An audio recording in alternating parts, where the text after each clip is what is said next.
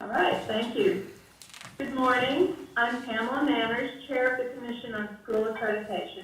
This regularly scheduled meeting of the Commission on School Accreditation is being held today, Thursday, September 28, 2023, at 8:30 a.m. via teleconference from the Senator Gray Ferris Boardroom, 359 Northwest Street, Jackson, Mississippi. The meeting is being live streamed via the NDE YouTube channel. An audio recording is being made of the meeting, and minutes of this meeting will be recorded. As I call the names of the commission members, please state the location of your presence for this meeting. Dr. Lauren Bailey. Present, Pearl, Mississippi. Thank you. Kelly Barfield. Thank you. Lori Brechtel. Present, Jackson, Mississippi. Anthony Bryant. Present, Tupelo, Mississippi. Thank you. Dr. Carla Evers. Good morning, Present, Christian High School, Pat Christian, Mississippi. Thank you. Reginald Goins. Present, Cameron, Mississippi. Dr. Tyler Hansford. Present, Decatur, Mississippi. And I'm Pamela Manners, and I'm in Biloxi. Dr. Valencia Martin. Present, Greenwood, Mississippi. Thank you. Aisha Maxwell. Present, Horn Lake, Mississippi. Brad Stevens. Present, Smithville, Mississippi. Jan Vaughn. Good morning, Greenville, Mississippi. Thank you. Sarah Wansley. Present, Ellisville, Mississippi. And Ingrid Williams.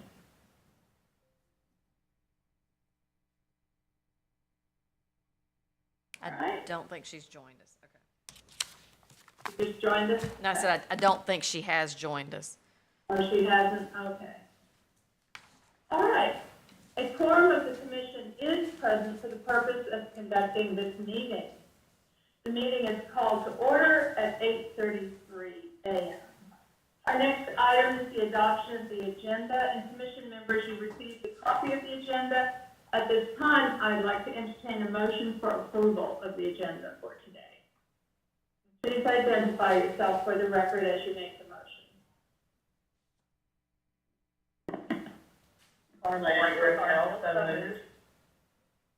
And I heard Lori Brechtel. May I have a second, please?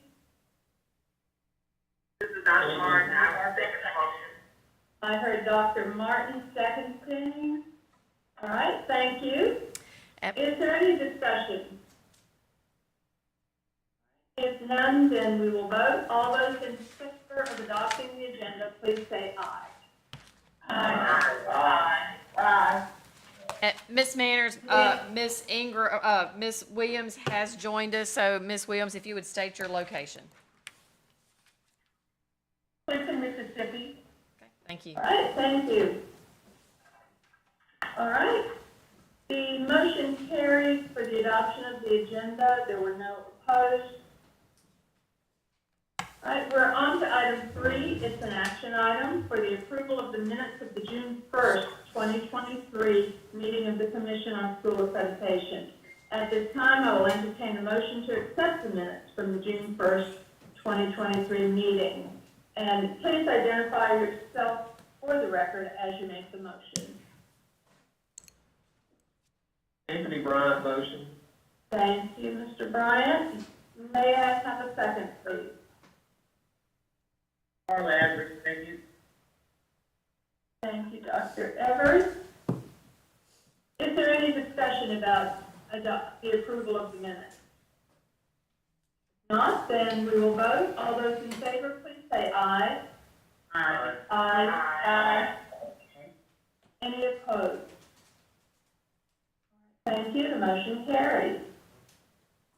We're on to item 4, which is approval of the minutes of the September 12th, 2023 special called meeting of the Commission on School Accreditation. And again, I will entertain a motion to accept the minutes from the September 12th, 2023 special call meeting of the Commission on School Accreditation, and please identify yourself for the record. May I have a motion, please, to approve the minutes? Motion, Taylor Hansford. All right, thank you, Dr. Hansford. May I have a second, please? Carol Wilborn, I make a second. Thank you, Ms. Wilborn. All right, is there any discussion about the approval of the minutes from September 12th? If not, then we will now vote. All those in favor, please say aye. Aye. Aye. Any opposed? All right, thank you. Motion carried. The next item is item 5 on your agenda, and it's an information item. It's the report of the Internal Review Committee and preliminary accountability results in accordance with Accreditation Policy 3.1.3 of the Mississippi Public School Accountability Standards 2023. And Mr. Alan Burrow will present the information for us. Good morning, Mr. Burrow. Good morning, Commission members. Hopefully everyone can hear me okay. We'll get started first with the internal review of the preliminary accountability results. Just as some background, we put out preliminary accountability data and results to districts in advance of the release of final accountability data, and they have the opportunity to review it, communicate with the department with any questions or concerns, and then if there's something that can't be resolved, according to established policy, they can submit a request for internal review. So in accordance with Accreditation Policy 3.1.3, the Commission has received a full accounting of the internal review submissions from districts. The MDE received requests from 21 districts for internal review. The requests were initially reviewed and then approved or denied based on the established business rules. Any issues that were not clearly addressed by business rules or policy were presented to the committee for review. Any information provided by the districts that had personally identifiable information was redacted before being provided to the committee. The committee reviewed each of the issues and then voted whether to grant the district's review or deny the request.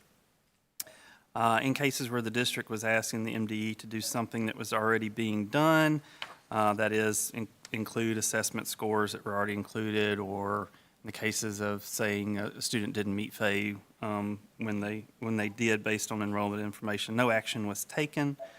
And so, as I said, the Commission has a full accounting of those reviews. So if there's any questions about those, I can address those now before we look at accountability results. Thank you. Commission members, do any of you have any questions for Mr. Burrow about the report of the internal review? All right, Mr. Burrow, it sounds there are no questions at this time, so we'll move on to item 6. Okay,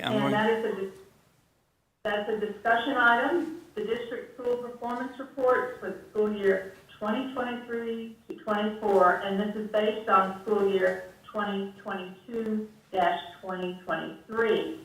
And again, Mr. Burrow will be presenting the information. So I'll begin. This is Paula Vanderford. Good to see all of you this morning, and thank you for your participation on a early Thursday morning. The report that we have provided for you today, of course, will begin with our vision and mission, but the accountability system is directly related to the mission of the Department of Education through the development of policy and our accountability system so that all of our students are prepared to compete globally. The report and presentation addresses all goals of the State Board of Education, particularly goals 1, 2, and 6 are directly related. We'll just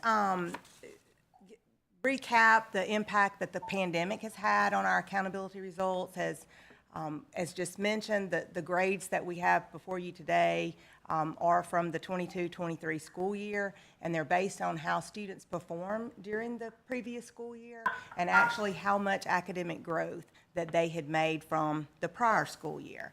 And as all of you know, our accountability system relies heavily on academic growth. We'll have a great deal of conversation about that throughout the day. The majority of our Algebra 1 growth calculations in the high school were measured back from the 2021 school year, which was the school year immediately following the pandemic when the assessments were suspended, but there was still a waiver in place for all high school students or students that were taking high school end of course assessments. Also, we think it's important to note that the waiver of the passing or meeting that score on the high school end of course exams like Algebra 1, English 2, Biology, and U.S. History during that school year in 2021 are going to positively impact our graduation rates until all of those students that were afforded that waiver in the 2021 school year have graduated.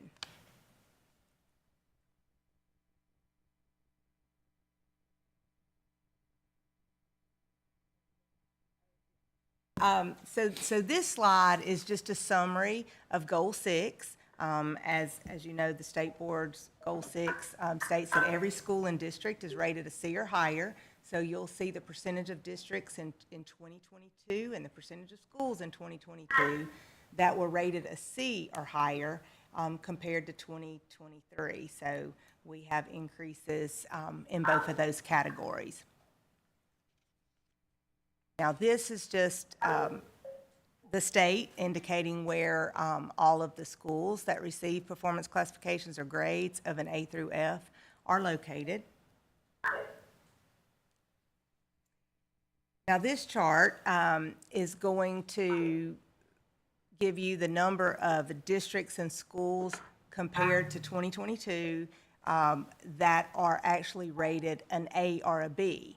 So you'll notice that this year, in 2023, we have 71.2% of our districts that are rated an A or a B, and 73.8% of our schools. Which brings us to the conversation around resetting the standards or the cuts. So this is directly from State Statute 371765C that states that standards for student, school, and school district performance will be increased when student proficiency is at a 75% or when 65% of the schools and/or districts are earning a grade of a B or higher. So based on that previous slide, that you can see that both of the districts and schools are over 70%. So over 65% because they're actually over 70%. So in light of this, we will begin conversations with our task force, our technical advisory committee, the commission, as well as the state board in developing a plan and a timeline in which we will reset the standards.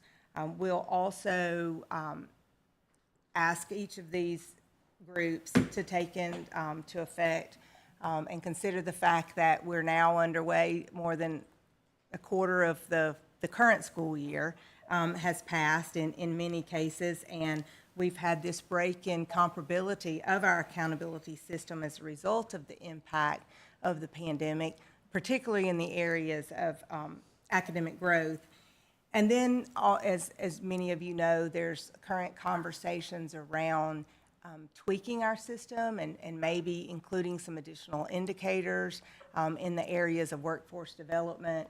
And so until, we want to know what that's going to look like so that we can bring all of these areas together and have a discussion about what it looks like moving forward to reset those standards. Dr. Vanderford, Dr. Tyler Hansford has a question about that before you move forward. Good morning, everybody. Dr. Vanderford, that what you just mentioned was the question that I had. I think there's a good bit of data that is still affected by the the pandemic, and I think it stands to reason that some of the scores could fall back to maybe what was seen before. Hopefully not, but I think there's still some data in there. So I just wanted to make sure that there was some attention being paid to that we could be on an up year, and it could fall back after this year. So yes, sir, that, it's definitely conversations that we've been having since we modified the business rules as a result of the pandemic and submitted our addendum. So we're trying to pay very close attention to that. And then, as I stated, very well aware that we're well into the current school year. And then to consider the conversations around if we do tweak the business rules, what that would look like. So does it make sense to have to go through this process twice? So that's why we're really going to lean in and start having those conversations with all of the parties that are responsible for policy setting. Thank you, Dr. Vanderford. This time, I'm going to turn it over to Alan, and he's going to walk us through some specifics of the data for the 2023 accountability results. Okay, so this first slide is an overview of state-level aggregate results by component, accountability component. Something we present each year. The colors that you see, red bad, green good, show the change from our reference year in this case, which is 2019, so pre-pandemic to current. So you can see that in all components we're up above where we were in 2019, with the exception of reading for the lowest performing 25% of students in growth, which is interesting. It's a bit of a slide down from last year. And then English language learners, progress for English language learners is not back up to where it was prior to the pandemic in 2019. Okay, we're going to touch on district level accountability data.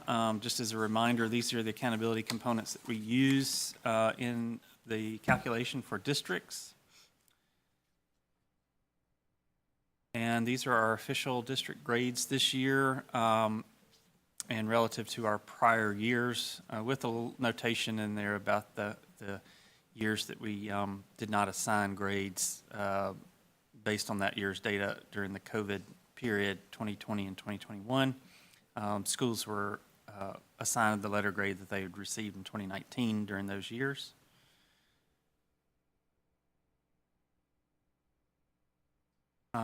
This slide hopefully is easier to see on your in your view than it is on the projection in the room. This shows the change in grade assignments from 2022 to 2023. So in 2022, you've got, that's in your columns, your rows over there to the left, and then 2023 grades are in your columns to the right. The way to read this is if we, for example, let's say with the B column, we had 12 schools that had a B in the prior year that moved to an A in 2023. We had 21, districts, I said schools, districts, 21 districts that were a B last year and maintained a B this year. And then we had 2 districts that were a B last year that dropped to a C this year. And then these cells are color-coded according to what the move was. The yellowish color is a decrease in letter grade assignment, and the green color is an increase in letter grade assignment. And then the gray colors are the counts for districts that remained the same grade from 22 to 23. And we'll see this again for our school-level data. This chart does exclude charter schools without a grade in both years, or when you see this chart again, it excludes any districts or schools that don't have a grade in both years. I think we have a new charter school this year that's also included in districts that didn't receive a grade this year. Okay, we've listed out the top 10 districts. This isn't necessarily a rank ordering because you'll see we have a tie there in fourth and fifth place at 766. So, but this is just the first 10 districts according to their composite scores.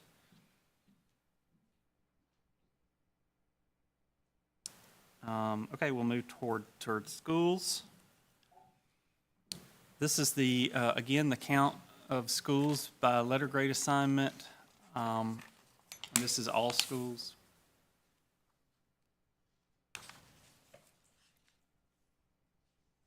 And the letter grade change for schools. So you'll see we've had a strong increase in letter grades as indicated by the green cells and those counts in those green cells for schools.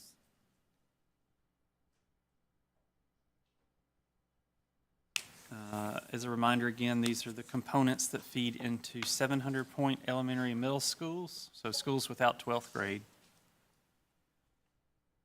These are the top 10 700-point schools according to their composite score. Again, not necessarily a rank ordering because we do have some ties in there.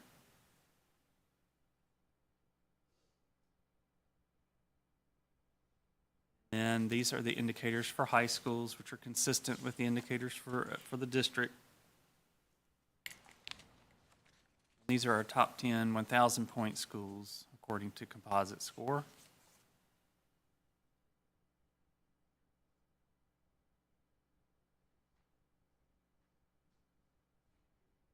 Okay, and then just as a summary on or highlights of these findings, the blue box in this slide is data from 2022, and the yellowish color box is data from this year, 2023, for districts. So interesting to point out that last year we had 59 districts that increased a letter grade. This year we had 48 districts that increased a letter grade. But more interesting is the increase in both reading and math proficiency among districts. Last year was 37 districts increased in reading and math proficiency. This year, 126 districts, 86.3% increased in both reading and math proficiency to some degree. Okay, in 1,000-point schools, you'll see the impact of growth in these numbers. So last year we had 85 1,000-point schools that increased a letter grade. This year we have 127 1,000-point schools that increased a letter grade, a little over half. However, if you look at the increase in reading and math proficiency, last year 94 high schools increased in reading and math proficiency, 96 increase in reading and math proficiency this year. So what that tells us is you're seeing an increase there. Has a lot to do with growth, the growth calculation, and then, of course, primarily, as Dr. Vanderford mentioned, from Algebra 1. 700-point schools. Last year we had 197 that increased the letter grade, had 172 that increased the letter grade this year, 159 increase in reading and math proficiency. This year, 445, 70.3% increased in reading and math proficiency. So we're seeing some continued progress in student outcomes and proficiency ratings. Not as pronounced, or actually a slight decrease in the increase in letter grades for 700-point schools. So this, it's good news, a little surprising, but good news that reading and math proficiency are up across these schools. I don't know that we expected to see quite the progress that we've seen, but obviously 700-point schools would have seen the majority of the impact from the pandemic last year, so we should be seeing a bit of a return to normal gains for these schools this year. Okay, do we have any questions about what Dr. Vanderford and I have covered?